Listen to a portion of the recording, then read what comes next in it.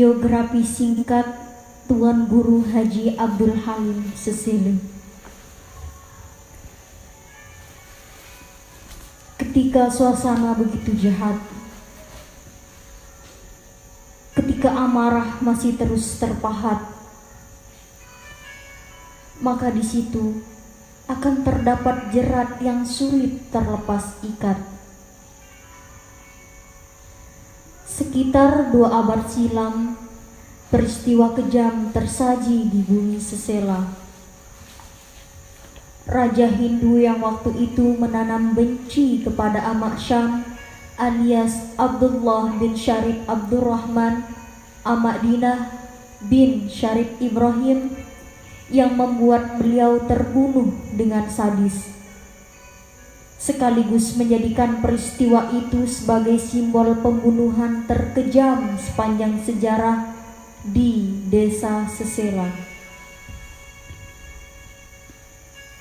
Keringat yang berairkan darah,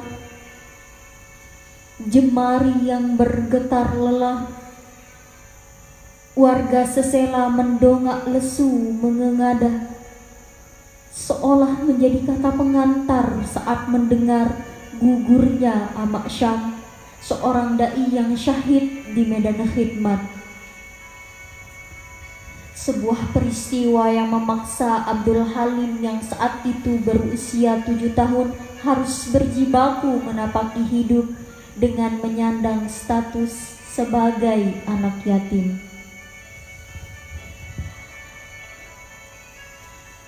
Abdul Halim dilahirkan di desa Sesele pada pertengahan abad ke-19. Perbedaan riwayat melahirkan 2 opsi terkait kelahiran beliau. Ada yang mengatakan ia lahir pada tahun 1845 Masehi. Ada pula yang meriwayatkan pada tahun 1853 Masehi. Lahir di tengah-tengah keluarga religius, ia adalah putra keempat dari 8 bersaudara dari pasangan Amak Syam alias Abdullah bin Syarif Abdurrahman Amak Dinah bin Syarif Ibrahim dan Maimunah. Dan buyutnya bernama Syarif Ibrahim, seorang pendakwah yang singgah di bumi Selaparang pada abad ke-18 Masehi. Abdul Halim memulai pengembaraan intelektualnya dengan belajar membaca Al-Quran kepada ayahnya dan ibunya Siti Maimunah. Kemudian lanjut mengaji kepada ulama Sesele saat itu, di antaranya Tuan Guru Haji Amin, Tuan Guru Haji Abdul Latif Sesele. Sampai akhirnya ia memutuskan mengembara menyusul guru sekaligus kawannya Tuan Guru Haji Umar Kelayu ke Tanah Suci Mekah untuk berguru kepada ulama yang ada di sana. Di antara gurunya di kota suci adalah Syekh Abdul Karim Ad-Dagestani, Syekh Mustafa bin Muhammad Al-Afifi, Syekh Abdul Karim Al-Bantani, Syekh Muhammad Nawawi bin Umar Al-Bantani, Syed Abi Bakar Shata. Pada puncaknya, sebelum kembali ke tanah air, ia mendapat ijazah thariqah yang dituliskan oleh mursyidnya pada kopiahnya. Setelah pulang dari kota suci Mekah, Tuan Guru Haji Abdul Halim memulai dakwah dengan pergi ke setiap sudut kecamatan Gunung Sari Batu Layar dengan memasuki langgar-langgar warga dan musola-musola. Bahkan untuk memuluskan jalan dakwahnya, ia menginisiasi pembuatan jalan di desa Medas. Maka dengan ketulusan dakwah dan akhlaknya yang terpuji, banyak orang Hindu yang memeluk agama Islam, dan bahkan Hindu yang tidak memeluk agama Islam pun sangat segan dan menghormatinya. Dari Haramain ke Sesele, terjadi perkumpulan internal keluarga yang menjadi latar belakang pernikahan Tuan Guru Haji Abdul Halim dengan seorang janda bernama Siti Ruqayyah. Sebelum pernikahan tersebut, ia diberikan pilihan untuk menikahi Ruqayyah yang janda atau saudarinya yang masih gadis. Dan pada akhirnya pilihan Tuan Guru Haji Abdul Halim jatuh pada Siti Ruqayyah. Dari istri pertamanya ini, ia dianugerahi oleh Allah seorang putra bernama Tuan Guru Haji Ahmad Saruji, lahir 1893 sampai 1931 Masehi. Pada saat putra pertamanya sudah berumur sekitar 7 tahun, Abdul Halim menikah lagi dengan seorang gadis bernama Siti Aisyah binti Mustafa bin Qasim putri Keliang Biletepung. Dari istri keduanya ini, ia dianugerahi 2 anak. Siti Hamidah lahir 1905 dan Tuan Guru Haji Muhammad Anwar lahir 1920. Kemudian Abdul Halim menikah lagi dengan seorang janda bernama Siti Jamilah yang lalu melahirkan seorang putra bernama Haji Abdul Hamid. Hiruk pikuk problematika sosial menemani pengembaraan dakwah Tuan Guru Haji Abdul Halim, seperti keadaan masyarakat yang jarang pergi sholat Jumat ke Masjid Jami Sesele yang saat itu cukup jauh dari dusun Kebun Rusak, dan banyaknya para pemuda yang gemar berjudi di sepanjang jalan raya. Melihat itu, Abdul Halim berinisiatif untuk mendirikan Masjid Jami Kebun Indah.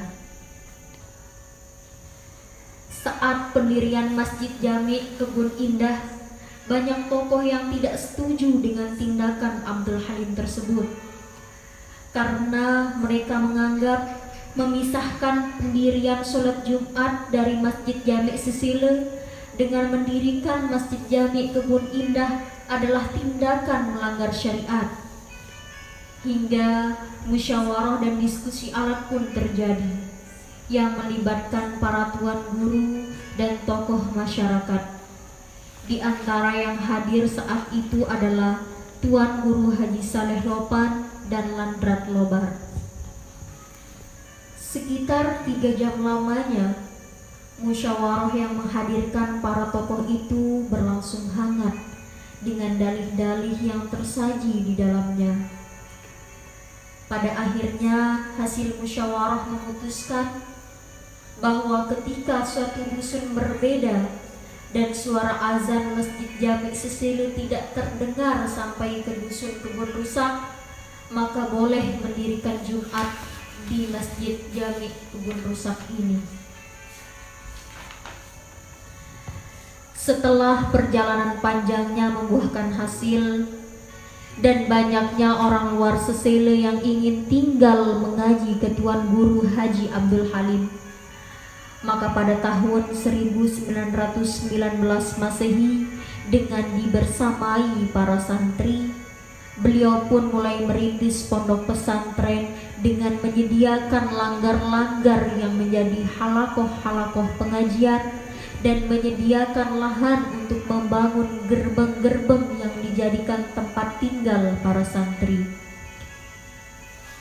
Di antara alumni ponpes ini adalah Tuan Guru Haji Umar Abdul Aziz Kapek dan Tuan Guru Haji Nas Batulayar. Kemudian pada tahun 1954,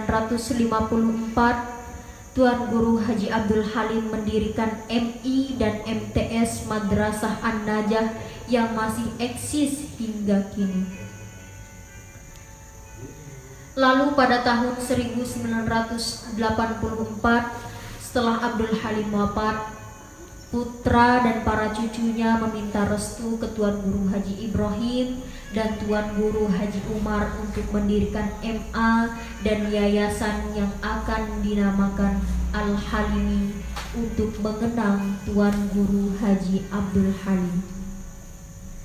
Tuan Guru Haji Abdul Halim selain mendidik santri dan mengayomi masyarakat, juga selalu ikut terlibat dalam ruang sosial, seperti pernah menginisiasi perkonstruksian Masjid Jami Desa Sesele, mendirikan Masjid Al-Halimi, memindah arus saluran Sungai Meninting, membuat gang yang sekarang menjadi pembatas Dusun Kebun Rusak dan Dusun Sesele Desa, membuat jalan di Desa Medas, membuat dapur umum untuk masyarakat makan gratis, ikut berperang melawan Belanda di bawah komando Tabib Nurisyah pada tahun 1897 Masehi, dan menjadi komando perang melawan Jepang pada tahun 1940-an di Gunung Sari, Remiga.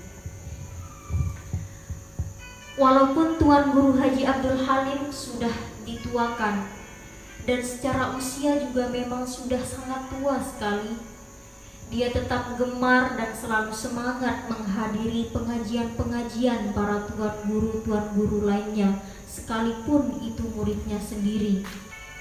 Seperti ia sering menghadiri pengajian kawannya Tuan Guru Haji Soleh Lopan, pengajian putra kawannya Tuan Guru Haji Badrul Islam Akar bin Tuan Guru Haji Umar Kelayu, dan sering menghadiri pengajian Al-Allamah Tuan Guru Haji Ibrahim Khalidi Kediri, lahir 1912 Masehi. Sejak perkenalan mereka tahun 1945 di Sesele, padahal usia mereka terpaut 50 tahunan. Bahkan pengajiannya di Desa Kekait diserahkan ke Tuan Guru Haji Ibrahim dengan alasan, usiaku sudah tua, melemah, dan juga aku memang lebih tua secara usia dari Tuan Guru Ibrahim, tetapi Tuan Guru lebih tua secara ilmu dariku. Oleh karena kerendahan hatinya inilah Tuan Guru Haji Sirojudin berkata, Tuan Guru yang paling saya takuti adalah Tuan Guru Haji Abdul Halim karena samudra ketawaduannya. Padahal ia adalah Tuan Guru sepuh yang ilmunya menyamudra. Saat usianya di ambang senja, Tuan Guru Haji Abdul Halim menderita sakit-sakitan. Tetapi sampai saat itu pun ia masih selalu membaca Al-Quran dan berpesan, Dek narak batur si paling setia sampai kubur selain Al-Quran. Ketika keadaannya semakin memburuk, ia pun dilarikan ke Rumah Sakit Umum Mataram. Saat di rumah sakit, ia juga tidak henti-hentinya menghafalkan ayat-ayat suci Al-Quran dan melantunkan syair, Ilahi las tulil firdausi ahla wala aqwa ala naril jahimi fahabli taubatan waghfir dunubi fa innaka ghafirudz dzambil azimi. Dan pada 22 Muharram tahun 1383 Hijriah bertepatan dengan 24 Mei 1968, riuh suara tangisan terdengar menyelimuti Sesele khususnya dan Gunung Sari umumnya, karena mengetahui Tuan Guru Haji Abdul Halim telah pergi menghadap Allah Subhanahu wa Ta'ala, Tuhan yang sangat ia rindukan.